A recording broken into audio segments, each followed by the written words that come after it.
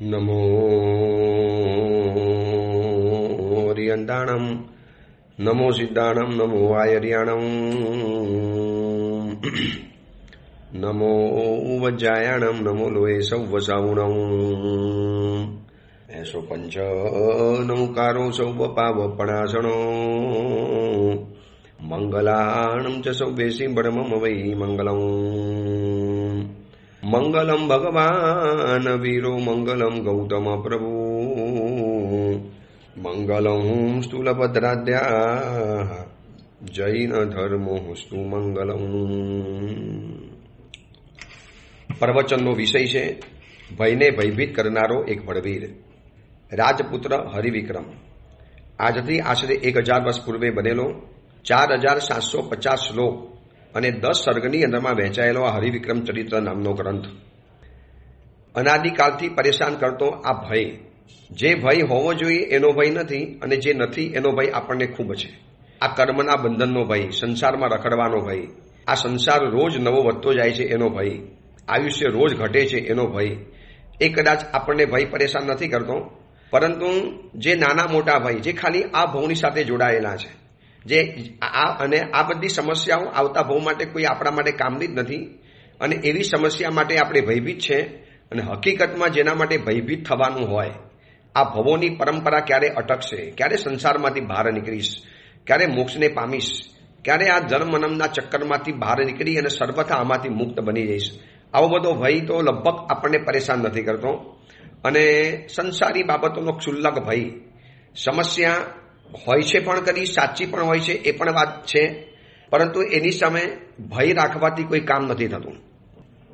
નિર્ભય બનવાથી જ કામ થવાનું છે. ઠીક છે, જીવનની અંદરમાં ડર લાગ્યો એટલે આપણે કોશિશની અંદરમાં રહીએ કે કંઈક મારું જીવનનું સારું થઈ જાય, એના માટે ખોટા પગલાં પણ ક્યારેક ભરાઈ જાય. પણ સાચી વાત એ છે કે ભયથી ભયભીત બન્યા વગર અગર ભયને સમસ્યાનું નિવારણ કરીશું તો રસ્તો સાચો નીકળશે. આ કથાની અંદરમાં આપણને બંને જોવા માટે મળે છે. નિર્ભય શિરોમણી હરિવિક્રમ પણ જોવા માટે મળે, અને બધું જ સારું છે છતાં આપણે કાલ્પનિક ભયનો શિકાર બનનારી એક ભુવન સુંદરી પણ જોવા માટે મળે છે. કેટલી નાનકડી બાબતની અંદરમાં એને જીવનની અંદરમાં દુઃસાહસ કરી નાખ્યું. પેટીની અંદરમાં પુરાઈ ગઈ, પેટીની અંદરમાં પહોંચી ગઈ. ક્યાં જંગલની અંદરમાં શાંતિથી રહેનારી આ દીકરી હતી, અને ક્યાં પેટીની અંદરમાં જઈને પોતાનું સ્થાન નક્કી કરી નાખ્યું. હવે આ બાજુ એ તો એની પેટી અત્યારે દરિયાની અંદરમાં છે, ચારેકોર પેટી રખડતી છે. બોલો, વિદ્યાધર પાછો જોવા માટે આવ્યો તો પણ પેટી જોવા માટે ન મળી. વિદ્યાધરને એ ખબર નથી કે અસલ કન્યાની જગ્યાની અંદરમાં કોઈ બીજી ભુવન સુંદરી નામની કન્યા અંદરમાં છે. પણ પેટી તો ગાયબ થઈ ગઈ, એ તો પસ્તાવો કરીને પાછો નીકળી ગયો. અને આ બાજુ યક્ષનો એક દૂત જે સમાચાર આપવા માટે આવ્યો, એ આખી વાત યક્ષ વૃંદને, તપસ્વીઓના વૃંદને, ચંદ્રસિંહને, આ બધાને વાત બતાવે છે કે યુદ્ધ કરવાનું જ્યારે નક્કી કર્યું કે મહાબલની સાથે યુદ્ધ કરવું પડશે, અલંઘ્ય નામના દુર્ગની અંદરમાં જે રહેલો છે અને એક બલવાન વ્યંતરની સહાય લઈને બેઠેલો છે. હવે એની સામે યુદ્ધ કરવું એ પણ ખતરનાક છે, એની સામે યુદ્ધ કરવું એ પણ બહુ ભારે કામ છે. પરંતુ જે કામ માટે નીકળ્યો છે અને જેના મનની અંદરમાં કે જીવનની અંદરમાં ડરને સ્થાન નથી, એવો હરિવિક્રમ એ તો યુદ્ધ કરવા તલપાપડ જ છે. પરંતુ મલય મેઘ યક્ષરાજે એક વડીલ જેવી સલાહ આપી કે હરિવિક્રમ, યુદ્ધ કરવું જ છે ને તો આપણો જેની સાથે વિરોધ છે એની સાથે યુદ્ધ કરો, બીજી બધી વ્યક્તિ સાથે યુદ્ધ કરીને કોઈ મતલબ નથી. એટલે હરિવિક્રમને સમજાવ્યું કે રાજનીતિ પણ આ કહે છે, યુદ્ધ નીતિ પણ આ વાત કરે છે. અને મલય મેઘની આખી વાતને એને સ્વીકારી. આટલો શક્તિશાળી હોવા છતાં, આટલો બલવાન હોવા છતાં, આટલો સમર્થ હોવા છતાં એને મલય મેઘની વાત કેટલાય પ્રેમાળ શિક્ષકની જેમ સ્વીકારી લીધી, એક યોગ્ય વિદ્યાર્થીની જેમ. અને યક્ષનું કેવું માન્ય રાખી અને હરિવિક્રમ મલય મેઘ યક્ષરાજે બનાવેલા વિમાનની અંદરમાં જઈને બેસી ગયો. મલય મેઘે કીધું કે હું તને વિમાન બનાવી આપું છું. અલંઘ્યપુરની અંદરમાં એમનેમ તો જવું શક્ય નથી, માનવ ચાલીને તો ત્યાં જઈ નથી શકતો, કોઈ દૈવી સહાય હોય તો જ જઈ શકાય, બાકી તાકાત નથી જવાની. હું તને ત્યાં પહોંચાડી દઉં છું, પછી આપણે યુદ્ધ કેવી રીતે કરવું એ આપણે વિચારી લઈશું. કારણ કે એટલો મોટો દુર્ગ બનાવ્યો છે આ વ્યંતરે કે જેમાં માણસને જવાની જગ્યા જ નથી. બસ દેવતા લઈ જાય અને દેવતા આવીને મૂકી જાય તો જ તમે જઈ શકો.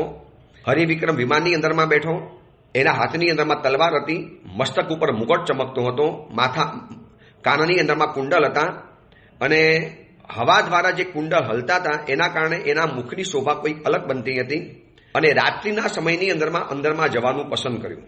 આકાશમાંથી જ્યારે વિમાનની અંદરમાં જાય છે, અલંગ્યપુરનો આખો જે દેખાવ, એની જે ચુસ્ત વ્યવસ્થા, એ મહાબલનું જે સૈન્ય અને વૈરીસિંહનું પણ જે સૈન્ય હતું, આ બધાને જોતા જોતા જોતા જોતા રાતના પ્રથમ પ્રહરની અંદરમાં યક્ષે બનાવેલો આખું જે અલંગ્ય પત્તન નામનો જે દુર્ગ છે, એ દુર્ગની અંદરમાં વિમાન દ્વારા એક એવી જગ્યાની અંદરમાં બંને જણા ઉતર્યા કે જ્યાં કોઈની નજર પણ ન પહોંચે.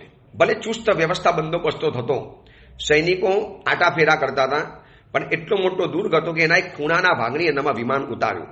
વિમાનની અંદરમાંથી ઉતરી અને કિલ્લા ઉપરથી આખું શહેર જોયું. એ શહેરની આસપાસનો આખો વિસ્તાર પણ જોયો. આ નગરની અંદરમાં કોઈને આવવાનો રસ્તો પણ નહોતો, કોઈ આવી પણ નતા શકતા. કોઈ પથિક નહીં, કોઈ મુસાફરો નહીં, માત્ર ને માત્ર ચોકિયા જે હોય એ લોકોએ જ આવવાનું અને એ લોકોને પણ વ્યંતર આવજાવ કરાવી આપે. વ્યંતર લઈ જાય. માનવને ચારીને રસ્તો તો અહીંયા હતો જ નહીં. એટલે કદાચ હરિવિક્રમ ગમે એટલો પાવરફુલ હતો, ગમે એટલો તાકાતવાળો હતો, પણ જો એમને યુદ્ધ કરવા માટે ગયો હોત ને તો કદાચ એને કેટલાય મહિનાઓ નીકળી જાત. દૈવી સહાય વગર તો કેટલાક કાર્યો જીવનમાં પાર નથી પડતા અને હરિવિક્રમનું પુણ્ય કે મલય મેઘ એને સહાય કરવા માટે તૈયાર છે. હવે કુમારે શહેરની અંદરમાં પ્રવેશ તો કરી દીધો. આજે વૈરીસિંહ ગણો કે મહાબલની મણિમય 7 મહાલની જે હવેલી એ પણ એને જોઈ લીધી.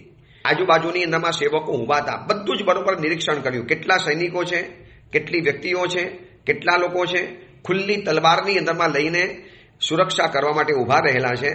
અને હરિવિક્રમે મલય મેઘને કીધું કે આપ મને અહીંયા સુધી લઈ આવ્યા, બસ એ આપનો ઉપકાર. હવે યુદ્ધ તો હું કરીશ. યુદ્ધ તો મારે એની સાથે કરવું છે, એને મારે હરાવવો છે. ભલે એને વ્યંતરની સહાય હોય તો પણ મારે એની સાથે યુદ્ધ કરવું છે. એટલે વિચારી જોજો કે આવો મલય મેઘ નામનો યક્ષરાજ જો બધી સહાય કરવા તૈયાર છે, પણ કુંવર કહે છે કે મારે એવી સહાય નથી જોઈતી. મારે મારી મહેનતથી આગળ વધવું છે, મારે મારી શક્તિથી આગળ વધવું છે, મારે મારી રીતે આગળ વધવું છે. શું કામ મારે બીજા લોકોની સહાય લઈ અને મારે મારા શત્રુઓને જીતવાના?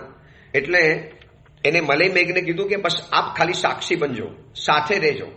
જ્યારે કટોકટી લાગે ત્યારે આપને હું યાદ કરીશ, આપને હું બૂમ પાડીશ, ત્યારે આપે બરોબર મારી સહાયની અંદરમાં આવી જવાનું.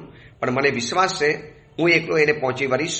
ખુલ્લી તલવાર લઈ અને હરિવિક્રમ ચુસ્ત વ્યવસ્થા બંદોબસ્ત સાથે. એટલો ઓર્ડર હતો, કોઈ પણ માણસ બીજો દેખાય તમારે એનું તલવારથી માથું જ કાપી નાખવાનું, પછી જોવાનું કે કોણ છે.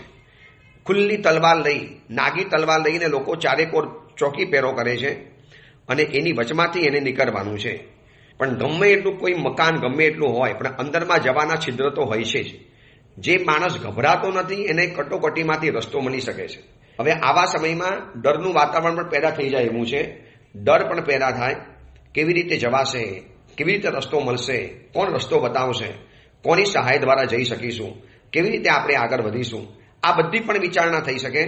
પણ હરિવિક્રમના જીવનની અંદરમાં ડર નામનો શબ્દ એને રાખ્યો જ નથી અને એવા રસ્તેથી આગળ વધે છે કે ખુલ્લી તલવારવાળા સૈનિકોને ખબર પણ નથી પડતી. રસ્તો જોખમી હતો, પણ એ જ રસ્તે આગળ વધવું છે.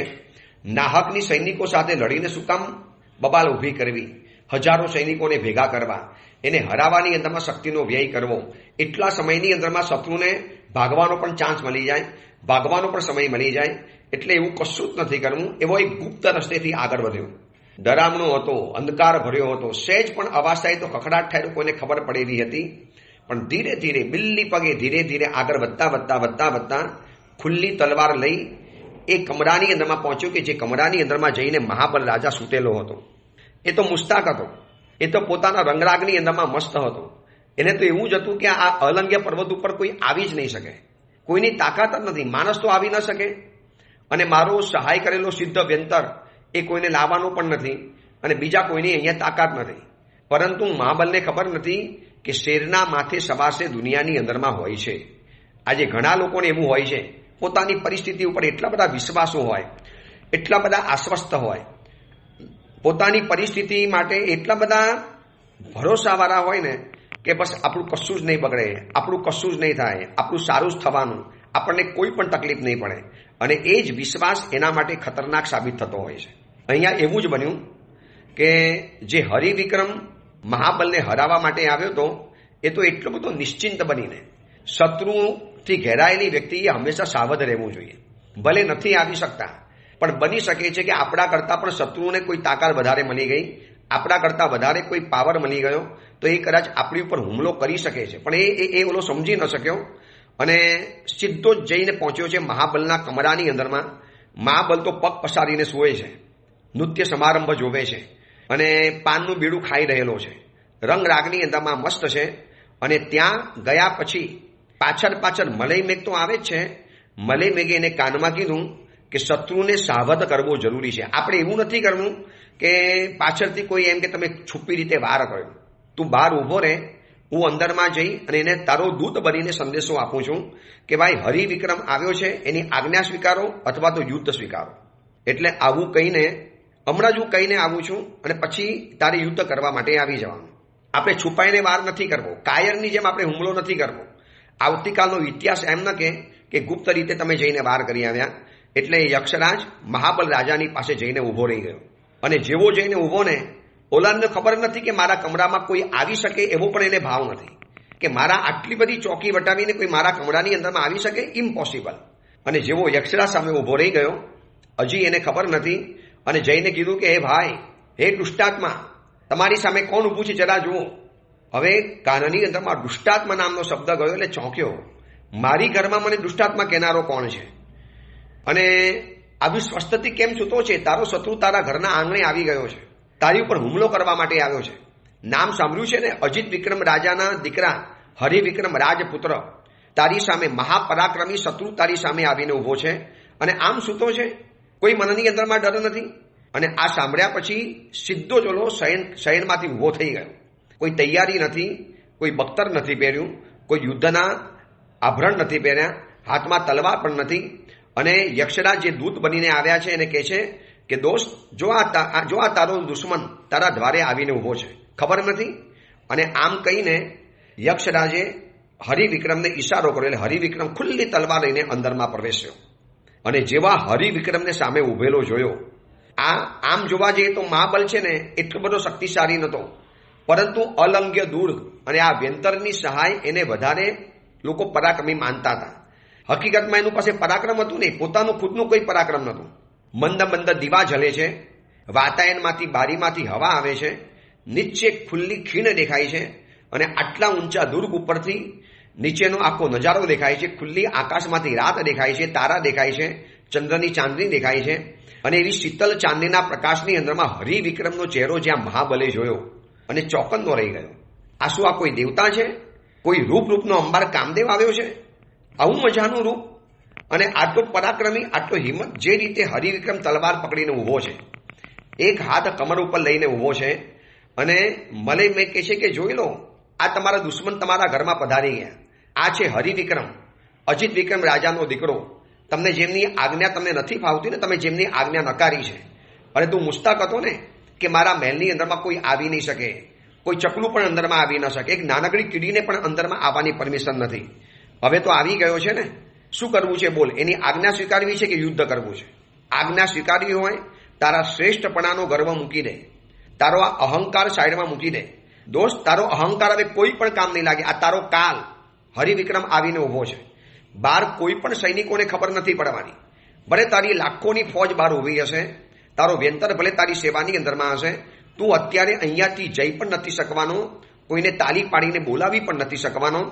હવે આ અલંગ્યપુરની અંદરમાં એવી વ્યવસ્થા કરેલી કે મહાબલના શયનખંડની અંદરમાં કોઈ જઈ પણ ન શકે, કોઈનો અવાજ બહાર આવી પણ ન શકે.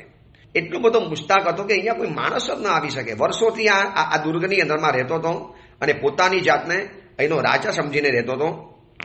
પણ હવે તો આવી ચૂકેલો છે, જ્યાં હરિવિક્રમનું તેજસ્વી ચહેરો જોયો, પરાક્રમ ભરેલી સિંહ મુદ્રા જોઈ, ચહેરા ઉપર જો નિર્ભયતાનો ભાવ જોયો અને આ જોતાની સાથે મહાબલ ગભરાઈ ગયો. બસ ડરને છે ને તમે ખાલી એક વખત પ્રવેશ આપો એટલે આખો નાકો શરીરની અંદરમાં ઘૂસી જાય. અને જ્યાં હરિવિક્રમના શબ્દો સાંભળ્યા, ભાઈ જાણે છે કોણ છું? એટલે હરિ પાછો હજી અભિમાનમાંથી બહાર નથી આવતો. કોણ ભાઈ હરિવિક્રમ? હું જાણતો નથી. આવા તો હરિવિક્રમ મારી પાસે કેટલાય આવી ગયા. આવા તો મારા નોકરોના નામ છે હરિવિક્રમ. પરાક્રમ કરી બતાવો તો માનું કે હરિવિક્રમ છો. એમ તલવાર હાથમાં પકડવાથી કામ નથી થતું. એટલે મને મેં કહે છે, જો હજી પણ તને કહું છું, આના રોષના અગ્નિનો ભોગ ન બનવું હોય, તારે આના ક્રોધના અગ્નિની એના પતંગિયાની જેમ મરી ન બનવું હોય, તો હજી પણ તને કહું છું કે ચેતી જા. હજી તારી પાસે સમય છે, વરના તારી બધી વૃદ્ધિ સમૃદ્ધિ ખતમ થઈ જવાની. જાનથી હાથ ધોવાનો વારો આવશે. માટે હજી પણ કહું છું, એના પગમાં પડી જાય, એનો સેવક ભાવ સ્વીકારી લે. એમ ઝૂકે એમ થોડો મહાબલ હતો. એને એમ કે હમણાં મને વ્યંતર સહાય કરવા માટે આવશે જ. વ્યંતર મને સહાય કરવા ચોક્કસ આવવાનો છે. આ બધું માણીને એની સામે લવારા કરવા માંડ્યો. યક્ષ કે ભાઈ તું કોણ છે? હું જાણતો નથી હરિવિક્રમ કોણ છે. ભલે તમે તમારા પરાક્રમની દુહાઈ આપે છે આ તમારા દૂત ભાઈ કે આ બહુ પરાક્રમી છે. મને તો એવા કંઈ પરાક્રમી દેખાતા નથી. આ દુર્ગની અંદરમાં આવી જવું એ પરાક્રમ નથી. અમે તમને આભારી રહ્યા. આવ્યા છો તો સીધા ચાલ્યા જાઓ, વરના તમારે પણ જાન ખોવી પડશે. હમણાં બહાર જઈને બૂમ પાડીશ, હજારો લાખો સૈનિકો ભેગા થઈ જવાના, અને વ્યંતર જો કદાચ આવી ગયા તમારે ભાગવું પણ ભારે પડી જશે. આ દુર્ગમાંથી જવાનો કોઈ રસ્તો જ નથી. સીધી તમારે ઊંડી ખીણની અંદરમાં કૂદકો મારવો પણ. જોઈ લો આ બારીમાંથી, આ વાતાયનમાંથી જોઈ લો, આ ગવાક્ષમાંથી જોઈ લો કે નીચે કેટલી ભયંકર ઊંડી ખીણ છે. કદાચ તમારો હાડકાનો ભૂકો પણ જોવા માટે નહીં મળે. માટે ચૂપચાપ નીકળી જાઓ. અને એ વખતે મલય મેઘ યક્ષરાજ કહે છે કે હજી તને છેલ્લી વાર ચેતવી દઉં છું, છેલ્લી વાર. પછી પાછળથી નહીં કહેતો કે અમને કીધું નહીં. આ તારો ગર્વનો ચૂરો ચેરો થઈ જશે. તું એના પિતાની સેવા કરવાનું સ્વીકારી લે. તને ઊની આજ પણ નહીં આવવા દે. આ તારું રાજ્ય તારી પાસે જ રહેશે. ખાલી તારે એની આજ્ઞા સ્વીકારવાની છે. સ્વીકારી લે, વરના આખી જિંદગી તારી ખતમ થઈ જવાની. અને એ વખતે મહાબલ કહે છે એવી કોઈની આજ્ઞા સ્વીકારતો નથી. આવવું તો આવી જાઓ યુદ્ધ કરવાની અંદરમાં. અને હરિવિક્રમે કીધું ઠીક છે, યુદ્ધ કરવું છે ને, ચલો આપણે યુદ્ધ કરી લઈએ. કાંઈ વાંધો નહીં. હું તમને એમને નહીં મારું. દુનિયાને મારે એવું નથી બતાવું કે મેં તમને કાયરની જેમ માર્યું. હમણાં હું તમને મારી શકું છું. તમારી પાસે અસ્ત્ર નથી. લઈ લો તમારી તલવાર, જ્યાંથી હોય ત્યાંથી લઈ લો. અને શયનખંડમાં પડેલી તલવાર એને ઉઠાવી. આવી ગયો સામે. પણ જે રીતે તલવારના સપાટા હરિવિક્રમના ચાલતા હતા, જે રીતે હરિવિક્રમનો તલવારના ઘા પડતા હતા, ક્યારેક પાછળ હટવું પડે, ક્યારેક બચવું પડે. હુમલા કરવા, આક્રમણ કરવા કરતા તો બચાવની પરિસ્થિતિની અંદરમાં આવી ગયો છે મહાબલ. છેલ્લે એને લાગ્યું હરિવિક્રમનો તેજ પ્રતાપ, હરિવિક્રમનું એક નવું પુણ્ય, હરિવિક્રમની હિંમત. અને એક ખાસ તો એને એ લાગ્યું કે આ બે જણા કેવી રીતે આવ્યા? શું આટલા સૈન્યને કશી ખબર પણ ન પડી કે આ દુશ્મનો મારા ઘર સુધીની અંદરમાં આવી ગયા છે? છેક અંદરમાં સુધી આવી ગયા. 12 યોજન સુધી આ અહીંયા મારી આણ ચાલે છે આ વ્યંતરના પ્રભાવના કારણે. તો મને બુદ્ધિમાં નથી બેસતું કે આ લોકો કેવી રીતે અંદરમાં દાખલ થયા, કેવી રીતે આવી ગયા. અને જે રીતે યુદ્ધ ચાલે છે, એક તો આ મૂંઝવણ, એમાં તલવારના સપાટાબાજીની અંદરમાં જાન બચાવવાની કોશિશ. છેલ્લે તલવાર ફેંકી. હરિવિક્રમને એમ કે આને તો ઘણો યુદ્ધમાં હરાવવો પડશે, ઘણો પરસેવો પાડવો પડશે. છેલ્લે તલવાર નીચે ફેંકી અને હાથ જોડીને ઊભો રહી ગયો કે હરિવિક્રમ, હું તમારાથી હારી ગયો છું. હું તમારું શરણું સ્વીકારું છું. હું તમારા પિતાજીની આજ્ઞાને સ્વીકારું છું. હું મારા ગર્વિષ્ઠપણાના કારણે હું આટલો બધો ઉદ્ધત અને ઉદ્દંડ બની ગયો એક વ્યંતરના સહાયના જોર ઉપર. પણ મેં તમારું પરાક્રમ ન જાણ્યું. તમારું પરાક્રમ તો ભૂતલ ઉપર સેના જેવું પ્રસિદ્ધ છે. તમારું નામ તો મેં સાંભળ્યું છું, પરંતુ અભિમાનના કારણે હું આવા પ્રકારનો શબ્દ બોલ્યો છું. હું મહાબલ હવે તમારી સેવાની અંદરમાં તત્પર છું. તમારા પિતાજીની આજ્ઞાને સ્વીકારું છું. આખી આ કથા સ્ત્રીઓના વર્ગની અંદરમાં અને આશ્રમની અંદરમાં સંભળાવે છે યક્ષદૂત. અને બધાના ચહેરા ખુશીથી ખીલી ઉઠ્યા. બધાને એમ થયું કે બસ હવે હરિવિક્રમ પાછો આવશે અને ભુવન સુંદરી સાથે લગ્ન થઈ જવાના. એટલે ઓલો યક્ષદૂત આગળ કહે છે કે હરિવિક્રમે મહાબલને હરાવી દીધો. હરાવ્યા પછી એના દિલને પણ જીતી લીધું. એને કહી દીધું, જો અમને તારી સંપત્તિમાં કોઈ રસ નથી, તારા બધા સમૃદ્ધિની અંદરમાં અમને કોઈ ઇન્ટરેસ્ટ નથી. તારી પાસે રાખ, કાગળમાં એટલું લખીને આપી દે લોહપત્ર ઉપર કે હવે તું મારા પિતાની આજ્ઞા સ્વીકારે છે. અને હવે જો આગળ કંઈ ગડબડ કરી, તારી પાસે ગમે એટલા વેતરોની સેવા હશે ને, હું તને નહીં છોડું. હું હરિવિક્રમ છું અને મારા અજીત વિક્રમ પિતાજીના સોગન ખાઈને તને કહું છું કે હું તને ક્યારે ઊની આંચ નહીં પહોંચાડું. મારા પિતાજી તરફથી પણ તને કોઈ નુકસાન નહીં થાય. પરંતુ જો વધારે હોશિયારી મારવા ગયો તો આ કિલ્લો, આ પરિવાર, આ ખજાનો, આ સ્ત્રી પુત્ર એ બધું તારે છે ને ગુમાવી દેવું પડશે. યાદ રાખજે. અને હરિવિક્રમનું એક પુણ્ય એવું તપે છે. શક્તિશાળી તો મહાબલ પણ હતો, પણ હરિવિક્રમનું જે પુણ્યબલ જે હતું ને એ પુણ્યબલની સામે ભલભલા માણસો આવી રીતે હારી જવાના છે. અને એની સામે આ મહાબલ હારી ગયો, હાથ જોડીને ઊભો રહી ગયો કે સાહેબ હું આપના શરણે છું, હું આપની આજ્ઞાને સ્વીકારું છું, સર્વાંગ સમર્પણ હું આપનું સ્વીકારું છું, અને હવે આપ આજ્ઞા કરો કે મારે શું કરવાનું છે. એમ બોલી મહાબલે પોતાના હાથ બે ઊંચા કરી દીધા અને ઊંચા કરી અને ઢીચણીએ પડી અને હરિવિક્રમને કહે છે કે આજથી મેં તમારી સામે યુદ્ધ કરવાનું માંડી વાળ્યું છે, હવે હું તમારો સેવક જેવો બનેલો છું, બતાવો મારી ઉપર શું આદેશ કરવાનો છે. આ એટલું ઝડપથી બની ગયું કે મલય મેઘ અને હરિવિક્રમ પણ આશ્ચર્યના પાર નથી પામતા. એમને એમ કે અહીંયા વ્યંતર હશે, વ્યંતર સાથે યુદ્ધ કરવું પડશે, વ્યંતર સાથે પણ ઝઘડો કરવો પડશે, અને વ્યંતર તાકાતવાળો છે. આવું તો મલય મેઘે પહેલા કીધેલું છે કે મારા કરતાં પણ વધારે પાવરફુલ છે આ યક્ષરાજ. પણ ખબર નહીં, યક્ષરાજનું પણ કશું ન ચાલ્યું અને મહાબલનું પણ કશું ન ચાલ્યું, અને મહાબલ તો હરિવિક્રમના ચરણની અંદરમાં આવી ગયો. હરિવિક્રમે રાજ્ય પાછું પણ સોંપી દીધું કે ભાઈ રાજ્ય તારું સંભાળ, તારા ખજાના, તારા વૈભવ, તારી વૃદ્ધિ સમૃદ્ધિમાં અમને કોઈ રસ નથી, પરંતુ જીવનમાં અહંકાર કરવાનો ઓછો કરી દે. આપણા માથે શેરના માથે સવાશેર હોય છે દોસ્ત, એ જરા સમજી લેવાનું. એમ નથી કે આપણે જાણે બધું જાણી ગયા છે, કે બધું આપણને આવડી ગયું છે, બધું આપણે શીખી લીધું છે. આ બધા અભિમાનની અંદરમાં રહેવા જેવું નથી. અને હરિવિક્રમે અજિત વિક્રમ રાજાની આણ ફરકાવી. દેખજો દીકરાનો વિનય જોજો, જીત પોતે પ્રાપ્ત કરી છે અને આજ્ઞાનો ઝંડો ફરકાયો છે પોતાના પિતાજીના નામનો. આપણ ગ્રંથ આપણને શીખવાડે છે કામ ભલે આપણે કર્યું, પણ નામ આપણે આપણા ગુરુનું કે આપણા વડીલનું આપવું જોઈએ. અને આ બધું યક્ષના દૂતનું આ બધું વચન જે સાંભળ્યું ને, એ સાંભળ્યા પછી સભા જે યક્ષ કન્યાઓને ઓલો યક્ષ દૂત કહે છે કે આ યુદ્ધની અંદરમાં જીતી લીધું. મલય મેઘ યક્ષરાજની સાથે હરિવિક્રમ મહાબલના સિંહાસન ઉપર બેઠા, અને એ સમયની અંદરમાં યક્ષરાજ મલય મેઘ હવે હરિવિક્રમને કહે છે કે બસ હવે જલ્દી આપણે પાછા ફરીએ અને ભુવન સુંદી સાથે આપણે લગ્ન કરી લેવા છે. એ મારી દીકરી તારી રાહ તારા વગર જોતી હશે, કદાચ તારા વગર એની શું હાલત હશે એ ખબર નથી. તારી ઈચ્છા હતી કે મારે મારા શત્રુને પહેલા જીતવો છે, જીતાઈ ગયો, દુર્ગ તારા હાથમાં આવી ગયો, રાજ્ય તારા હાથમાં આવી ગયું, એને તારા પિતાજીની આજ્ઞા સ્વીકારી છે. આ આખો ઇલાકો, આખા 12 યોજનનો વિસ્તાર હવે તમારા તાબાની અંદરમાં છે. ચલો આપણે ઝડપથી જઈએ અને ભુવન સુધી સાથે તમે લગ્ન પણ કરી દો, જેથી ભુવન સુધીની જિંદગી પણ બચી જાય અને મારું જીવનનું એક સપનું પૂરું થાય ને મારી જવાબદારી પૂરી થાય. યક્ષના આ બધા વચનો સાંભળી જેટલા પણ યક્ષ સ્ત્રીઓ હતી, ચંદ્રશ્રી હતી, આ બધી ખુશ થઈ ગઈ. ચલો જલ્દી બોલાવો ભુવન સુધીને, જલ્દીમાં જલ્દી બોલાવો, એને આ શુભ સમાચાર આપો.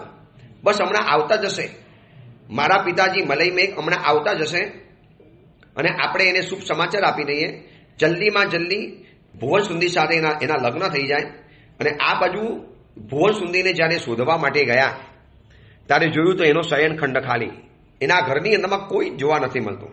અને આ બાજુ ભુવન સુંદીની એટલી બધી તપાસ કરી, આશ્રમના એક એક ખૂણા તપાસ્યા, મહેલની અંદરમાં જઈને તપાસ કરી, જ્યાં જ્યાં એ રહેતી હતી, જ્યાં ફરતી હતી ત્યાં બધી જગ્યાએ તપાસ કરી, પણ ભુવન સુંદી ક્યાંથી દેખાય? એ તો બેઠી છે ઓલા સમંદરના પેટીની અંદરમાં, દરિયાની પેટીમાં. કોઈને ખબર નથી કે આ ભુવન સુંદરીએ કેટલું ભયંકર દુસ્સાહસ કર્યું છે, કેટલું ભયંકર એને કામ કર્યું છે.